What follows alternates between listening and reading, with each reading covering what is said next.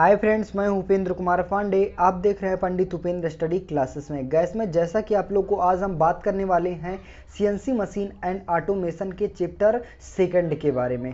जैसा कि आप लोग को नेक्स्ट क्लासेस में मैंने चैप्टर सेकंड के कुछ टॉपिक आपको नेक्स्ट क्लासेस में मैंने बात किया था। आज का टॉपिक यानी लेक्चर 8 में हम जानेंगे कटाई टूल्स का वर्गीकरण। यानी कहने का मतलब है जो कटिंग टूल्स के जो नोके होते हैं वो कितने प्रकार के होते हैं, इन सारे टॉपिक के बारे में पूर्ण रूप से डिस्कशन करने वाले हैं। तो यहाँ पे वीडियो काफ़ी हेल्पफुल होने वाली है, वीडियो लास्ट तक देखना तभी आप लोग को समझ में आएगा। चलिए हम देखते हैं। जैसा कि आप स्क्रीन के माध्यम से देख पा रहे हैं सीएनसी मशीन एंड ऑटोमेशन, जो कि आपका चैप्टर कौन सा है, आप चैप्टर सेकंड है। यहाँ पे पहला हमारा टॉपिक आता है कटाई टूल्स का वर्गीकरण, यानी जो कटिंग टूल्स का क्लासिफिकेशन ऑफ कटिंग टूल्स। ये जो क्लासिफिकेशन है ये मुख्य रूप से आपके दो प्रकार के हैं। वो कौन कौन से हैं? तो पहला हमारा टॉपिक आता है एकल बिंदु कटाई टूल्स और बहुबिंदु कटाई टूल्स, यानी सिंगल पॉइंट कटिंग टूल्स और मल्टी पॉइंट कटिंग टूल्स। अब जैसा कि आप लोग को मैंने मेट्रोलॉजी में भी आप लोग को सिंगल पॉइंट कटिंग टूल्स के बारे में पढ़ाया था और टूल इंजीनियरिंग में भी आप लोग को ये टॉपिक है, और उसी प्रकार आपका सीएनसी मशीन में भी ये टॉपिक है। यानी काफ़ी मोस्ट इंपॉर्टेंट होता है जो कटाई टूल्स का वर्गीकरण है, यानी क्लासिफिकेशन ऑफ कटिंग टूल्स का कितना प्रकार के होते हैं। मुख्य रूप से दो प्रकार के होते हैं। कौन कौन से? सिंगल पॉइंट कटिंग टूल्स और मल्टी पॉइंट कटिंग टूल्स। ये दोनों टॉपिक काफ़ी मोस्ट इंपॉर्टेंट है और हर बार पूछा जाने वाला क्वेश्चन है। चलिए देखते हैं। पहला हमारा टॉपिक आता है सिंगल पॉइंट कटिंग टूल्स क्या होता है, इनके बारे में देखेंगे। तो इनको हम डिफिनीशन के माध्यम से देखेंगे। डिफिनीशन हमारा क्या कहता है कि एकल बिंदु कटाई टूल्स में केवल एक ही कटाई छोर होते हैं। छोर मीन्स क्या होता है? नोक, जिनके माध्यम पर हम कारखंड पर ऑपरेशन करते हैं। यानी क्या हो गया कि यहाँ पे जो कारखंड होती है, जो हमारा टूल होता है, उसमें केवल एक ही नोक के माध्यम पर कारखंड पर ऑपरेशन किया जाता है। तो हमारा टूल क्या होता है? सिंगल पॉइंट कटिंग टूल्स के अंतर्गत आता है। जैसे कि आप एग्जांपल ले लीजिए, लेथ टूल हो गया, प्लेनर हो गया, और एकल बिंदु कटाई टूल्स में एक ही बिंदु और सैंक होती हैं। यानी जो इसका जो पॉइंट होता है, यानी जो टूल का एक मिड पॉइंट होता है, यहाँ पे कहने का मतलब हुआ, आप देखे होंगे कोई भी टूल ले लिया जाए, कोई भी टूल ले लिया जाए, तो यहाँ पे क्या होता है? केवल एक ही नोक है। मतलब जो इसका यह क्या हो गया, ये आपका मिड पॉइंट जिसे कहते हैं एक बिंदु हो गया, और जहाँ से यहाँ तक का पार्ट हमारा क्या हो जाता है? आपका सैंक के अंतर्गत आता है। कहने का मतलब सिंगल पॉइंट कटिंग टूल्स में हमारी कितनी छोरें होती हैं, यानी कितने नोक होती हैं? तो एक नोक होती है, और उसका जो पॉइंट होता है एक होता है, और ऊपरी जो पार्ट बॉडी होती है वो क्या होती है? हमारी सैंक होती है। आगे बात करें, जैसा कि आप लोग यहाँ पे फिगर दिखाया गया, फिगर में मैंने मेट्रोलॉजी में भी और टूल इंजीनियरिंग में समझाया है, तो यहाँ पे आप लोग को पूर्ण रूप से विस्तार करने की जरूरत नहीं है। आप जैसा कि आप स्क्रीन के माध्यम से देख पा रहे हैं, यहाँ पे आपका ये क्या है? ये बॉडी के अंतर्गत, यानी कहने का मतलब है ये सैंक हो जाता है। और वहीं पे बात किया जाए कटिंग पार्ट, जिनके माध्यम पर कारखंड पर काटते हैं, ये पार्ट हमारा पूरा कितना हो जाता है? नोक के अंतर्गत आता है, जिनके माध्यम पर कारखंड पर ऑपरेशन करते हैं। यहाँ पे जितने भी पार्ट दिखाए गए हैं ये क्या होते हैं? कटिंग टूल्स के मेन पार्ट होते हैं।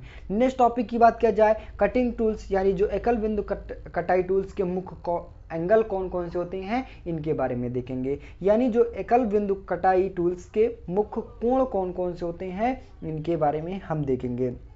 तो ये आपके जो मुख्य रूप से इनके जो एंगल होते हैं वो कितने प्रकार के होते हैं? वो 4 प्रकार से। कौन कौन से होते हैं? तो एक अवनमन कोण होता है, और वहीं पे अवकाश कोण होता है, और एक कर्तन कोण, और एक ओष्ठ कोण या धातु कटाई कोण होता है। यानी जो मुख्य रूप से जो single point cutting tools angle होते हैं वो मुख्य रूप से कितने होते हैं? 4 प्रकार से होते हैं। तो पहला हम देखेंगे, पहला हमारा टॉपिक क्या कहता है कि अवनमन कोण, यानी अवनमन कोण को हम डिफिनीशन के माध्यम से देखेंगे। तो डिफिनीशन हमारा क्या कहता है कि औजार के कटाई फलक तथा कारखंड के आधार के समांतर एक तल बनने वाले कोण को अवनमन कोण कहते हैं। मींस कहने का मतलब हुआ कि यहाँ पे जो कटाई कारखंड हो गया और साथ में जो हमारा टूल हो गया, उसके जो समांतर तल पर एक जो पॉइंट बनता है और उनके बीचों बीच में जो हमारा एंगल बनता है वो हमारा क्या कहलाता है? अवनमन कोण के अंतर्गत आता है।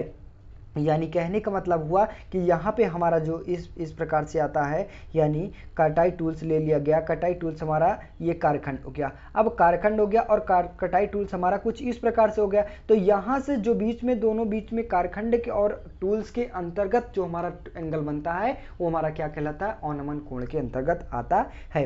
नेक्स्ट टॉपिक की बात किया जाए, अवकाश कोण क्या होता है। अब अवकाश कोण को हम देखेंगे डिफिनीशन के माध्यम से। तो डिफिनीशन हमारा क्या कहता है कि औजार की 6 क्षैतिज अवस्था में उसके सामने के अथवा दोनों ओर के उन पृष्ठों के बीच के कोण को अवकाश कोण कहते हैं। मीन्स कहने का मतलब औजार की क्षैतिज अवस्था यानी टूल की अवस्था और उनके बीच तथा दोनों के पृष्ठों के बीच के कोण को क्या कहते हैं, हम अवकाश कोण कहते हैं। मीन्स कहने का मतलब हुआ कि एकदम सेम टू सेम प्राइस, यानी ये आपका हो गया कारखंड और कारखंड के ऊपर रखा गया है हमारा टूल, ठीक है। तो ये तो आपका क्या होता है, अवनमन कोण के अंतर्गत आता है, और बाकी जो हमारा इतना पार्ट हो जाता है ये किसके अंतर्गत आते हैं, तो अवकाश कोण के अंतर्गत आते हैं। मींस कहने का मतलब है जो पीछे की जो वैल्यू बनती है, जो पीछे की गैपिंग बनती है, वो हमारा क्या कहलाता है, अवकाश कोण के अंतर्गत आता है। नेक्स्ट टॉपिक की बात किया जाए, कर्तन कोण क्या होता है। अब कर्तन कोण क्या होता है, इनके बारे में देखेंगे। तो औजार और कारखंड के बीच बना कोण कर्तन कोण कहलाता है। यानी जब कारखंड पर टूल के माध्यम पर ऑपरेशन करते हैं तो उनके दोनों के बीच में कुछ एंगल के आधारित पर हम कारखंड पर ऑपरेशन कर पाते हैं। अगर बाय द वे क्या हो गया कि अगर हम टूल को भी समांतर टाइप में ले लिया जाए और कारखंड को भी समांतर टाइप में, तो क्या हम कारखंड पर ऑपरेशन कर सकते हैं, नहीं कर सकते, स्वाभाविक की बात है। तो कहने का मतलब हुआ कारखंड पर हम जब ऑपरेशन करते हैं तो कुछ न किसी एंगल के जरिए पर ऑपरेशन करते हैं। मींस यहां पे कहने का मतलब ये हुआ कि यहाँ पे जैसे कि आपका कारखंड हो गया, अब कारखंड पे सीधे तो इस प्रकार से हम टूल तो चलाया नहीं जा सकता, यानी नहीं चलाया जा सकता है, चलाया जाएगा क्या हो गया, तो यहाँ पे चलाने के लिए मतलब कारखंड पे कुछ ऑपरेशन करने के लिए किस प्रकार से कुछ ऐसे प्रकार का टूल का यूज किया जाएगा, मतलब कुछ आधारित एंगल पर यूज किया जाएगा। तो इन दोनों के बीच में जो गैप बनता है उनको हम क्या कहते हैं, कर्तन कोण के अंतर्गत आता है। नेक्स्ट टॉपिक की बात किया जाए, ओष्ठ कोण या धातु कटाई कोण क्या होता है, इनके बारे में देखेंगे। तो हमारा टॉपिक क्या कहता है कि ओष्ठ कोण औजार के फलक तथा पार्श्व के मध्य कोण ओष्ठ कोण होता है और टूल के फलक तथा बिंदु से होकर जाने वाली रेखा के बीच बनने वाला कोण जो कार्य के मशीनन पृष्ठ पर और उस बिंदु पर स्पर्श रेखा रहती है। मीन्स कहने का मतलब ये हमारा ओष्ठ कोण या धातु कटाई कोण हमारा क्या होता है कि कारखंड पर जब क्या करते हैं, यानी बाय द वे क्या होता है, यहाँ पे हमारा कारखंड ले लिया गया। अब कारखंड के ऊपर हमारा ये अनावश्यक पार्ट होता है, मतलब इतना अनावश्यक पार्ट को हमारे हटाना है और यहाँ से यहाँ तक पार्ट को हटा दिया गया। तो इनके दोनों के बीच में, यानी यहाँ से कारखंड और इनके बीच में जो एंगल बनता है वो हमारा क्या कहता है, धातु कटाई कोण यानी ओष्ठ कोण के अंतर्गत आता है। आई होप गाइस यहाँ पे आप लोग को जो सिंगल पॉइंट कटिंग टूल्स के एंगल होते हैं इनके बारे में पूर्ण रूप से समझ में आया होगा। नेक्स्ट टॉपिक की बात किया जाए, मल्टी पॉइंट कटिंग टूल्स क्या होता है, इनके बारे में हम देखेंगे। तो देखेंगे जैसा कि आप लोग को यहाँ पे पहला हमारा डिफिनीशन के माध्यम से देखेंगे। तो डिफिनीशन हमारा क्या कहता है कि कटाई टूल्स जिसमें एक से अधिक कटाई छोर होती हैं वो बहुबिंदु कटाई टूल्स के अंतर्गत आते हैं। मीन्स कहने का मतलब है जो मल्टी पॉइंट कटिंग टूल्स हमारा होता है उसमें जो नोकें होती हैं वो निम्नलिखित यानी बहुत सारी नोकें होती हैं जिनके माध्यम पर हम क्या करते हैं, एक नोकों के माध्यम से ऑपरेशन करते हैं तो तथा तुरंत दूसरे नोकों से भी ऑपरेशन कर सकते हैं, यानी कम से कम समय पर ज्यादा से ज्यादा कारखंड पर ऑपरेशन कर सकते हैं। बल्कि जो सिंगल पॉइंट कटिंग टूल्स होता है ऐसा प्रोसेस नहीं होता है, अगर हम एक बार ऑपरेशन करते हैं तो एक ही बार हमारा ऑपरेशन होता है। बल्कि जो मल्टी पॉइंट कटिंग टूल्स में होता है, अगर हम किसी एक बार को टूल पर प्रहार करते हैं या फिर चलाते हैं तो उसमें जितने सारे टूल लगे होते हैं, जितने भी छोरे होते हैं वो कारखंड पर ऑपरेशन करती है। सपोज दैट एग्जाम्पल के बेस पे ले लिया जाए, जैसे अपघर्षक पहिया हो गया और ड्रिल हो गया, जैसे कि ये तीन प्रकार के होते हैं। कौन कौन से होते हैं, तो एक रेखीय गति होता है और एक घुमाव गति होता है और रेखीय तथा घुमाव दोनों प्रकार का होता है।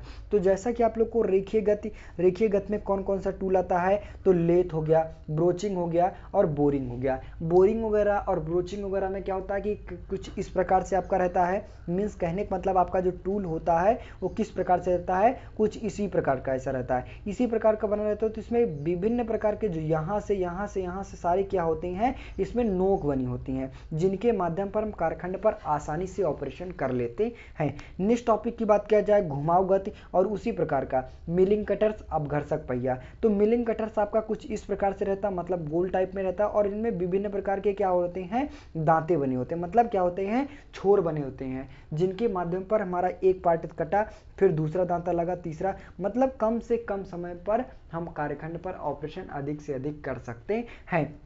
नेक्स्ट टॉपिक की बात किया जाए रेखीय तथा घुमाव गति, इसमें किसके अंतर्गत आते हैं? तो जैसा कि आप लोग को ड्रिलिंग टेल हो गया और बोरिंग हेड हो गया, ये किसके अंतर्गत आते हैं? तो रेखीय घुमाव गति टूल के अंतर्गत आते हैं। आई होप गाइस यहाँ पे आप लोग को जो कटिंग टूल्स का क्लासिफिकेशन था इनके बारे में पूर्ण रूप से समझ में आया होगा। तो बस गाइस आज के लिए इतना ही। वीडियो अच्छी लगी हो, चैनल पर नए हो, चैनल को सब्सक्राइब कीजिए, ज़्यादा से ज़्यादा शेयर करने की कोशिश कीजिए। मिलते हैं नेक्स्ट वीडियो में, तब तक के लिए जय हिंद।